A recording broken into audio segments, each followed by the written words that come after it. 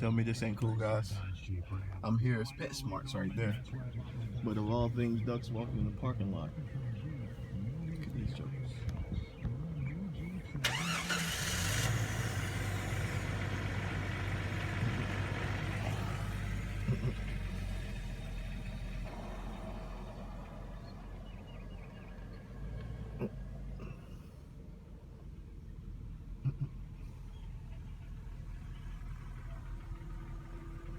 Hey guys, what's up? I just wanted to show you what happens when you put little tiny fish in with bigger fish. Now these are feeder fish. A few of them actually died. Went to Greensboro here and picked them up. This is from Winston. I came home from Winston-Salem, or to Winston-Salem. And I'm gonna go ahead and pour. I got one hand on the bag. I'm gonna put these guys in. But you see them all there? What you'll see. Look at that. When those fish, when they realize what's in there, they just eat them. And they don't have no kind of sense of anything. See, they'll take them out. The bigger they are, they'll find them and they'll take them out. I was hoping a few of them might live and I'll have some guppies in here. But these guys, they'll attack them. Anything that'll fit in their mouth, they'll just as sure as eat. See these guys, and I got some really small ones inside there.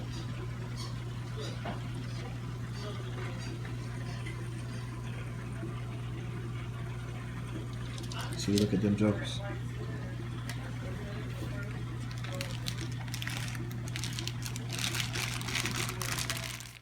Check this out. Y'all gonna be like, what in the world does this dude have here? It's like a bunch of turds. But I'm gonna show you in just a second what I got it for.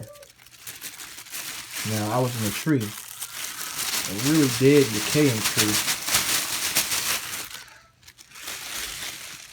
and lo and behold, as I start pulling parts of the tree apart, I was finding worms. And basically what I'm going to do with these worms, look at that, it's moving. I'm going to feed my fish with them. So I'm going to show you another video with me cleaning these worms up and throwing them in my tank. That'll be cool. Guys, what's up? Now here's what I was able to get out of all of these. This little clunk of the mother of life. It's really, really, really fine. I mean, this probably is the best stuff to grow anything in. If you mix it with a little red dirt. But I was able to get all these out and maybe 1 or 2 centipedes. This was inside the tree, and I'm just going to dump this in the fish tank here in a few minutes. I'm going to clean a little bit more of that dirt out of there. I don't mind some dirt getting in there, but just a little bit. And then I'm going to see what the guys do in the tank with it. I'll shoot that video. It's time for the ultimate sacrifice. Yo, what's up, guys? I had to cut the volume here because I had some copyrighted material and it wouldn't let me post it. But what you can see here, I had a tree that I took down, and I found a little pocket in this tree that was filled with just decayed wood and mud and like mush, water, all the little stuff, just little nasty, gunky looking stuff. And I start seeing worms inside of it. Now I'm about 25, 30 foot up in the air in a little cavity in this tree, and there's worms, just bunches of worms. So I asked Victor, who's normally with me on all these jobs, I said, man, go get me a bag out the car, because I ended up being in a position to actually just fish all these worms out, as you can see from that footage just then. So it was just an amazing thing, just to be able to have these worms to feed to the fish, because they were pure, you know, in a sense, because the only thing that had hid up there inside that cavity was rainwater and just all the organic material that you could imagine just sitting there. And it was just, again, an amazing thing. But guys, I'm telling you, this was really fun watching these guys have fun with these worms. You know, they were really small at this time, and I learned a lot about watching fish. I didn't never, like I said, I never anticipated being in the fish hobby, but once I was in, guys. I'm trying to tell you, I was in.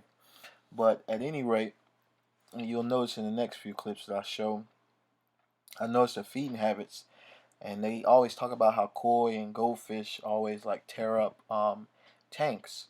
But I think it's a lot of a case of mistaken identity. Now, granted, I think goldfish are similar, somewhat destructive, but really more of a koi carp variety, or the koi itself, which is a koi carp. Um, they are actually the ones that do most of the damage, because in my situation I bought all these fish and I thought they were all common goldfish. Come to find out, I had a koi fish. That's why it kept exploding, and I kept wondering, why is this fish so hungry? Every time I put food out, he would hit the bottom of the tank and just, I put the algae wafers, I put all kind of like sinking pellets, and he'd be the only one tearing it up, and the other fish would never eat. So that's why I kept feeding him so much. And in the process of doing that, I realized that goldfish actually don't like to eat off the bottom as much as the koi fish. So the koi fish are actually worse when it comes to it. Now, granted, I know a lot of people complain about the goldfish, I guess, in lakes and stuff. Now, I could understand maybe a lake or something, um, when they don't really have a whole lot of food, maybe feed them. But in the tanks, I've noticed this. Now, you'll see them eat a little bit off the bottom here.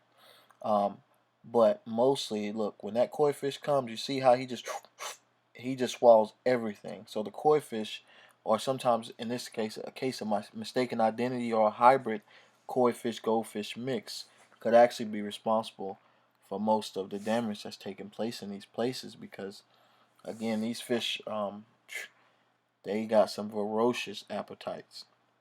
As you can see, they'll eat little fish like I just showed you prior to this, and they'll just pretty much eat anything again that'll fit in their mouth. And they like little worms, little snacks. This ain't no real. People say it's not real nutritional value, but if they'll eat a rat, if a fish is big enough to eat a rat or a mouse or anything that hits the water, a piece of chicken, bread, they'll eat anything you pretty much put in there. I can't see why some stuff wouldn't still be somewhat beneficial to them, but at any rate, that's just my 2 cents on the deal. But I just noticed that, again, in just my short time having fish, that the goldfish really don't particularly care to eat off the bottom. Although they will, but they really don't like it. They like to catch it like right before, while it's in the air. And I've fed these fish hundreds and hundreds of times to figure this out. Because I'm telling you, it's just one of those things you just never, anticipate. Especially if you're new to the hobby. Now, I meant to tell you guys too. I did have a tank in the past with my mom and my your family growing up, so to speak. But at any rate, that I didn't know anything about raising fish, and I was just happy to participate. But here's what was my community tank. I thought I'd be able to mix some things up, some mollies, some what's that, grami, and some more pictics.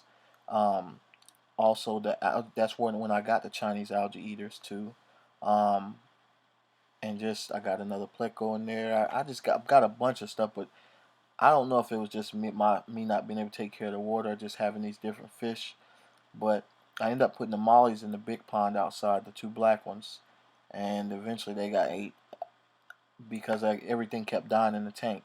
So in other words, all of the tropical fish and the other fish that I thought would add some color and some zest to the tank, I don't have anymore.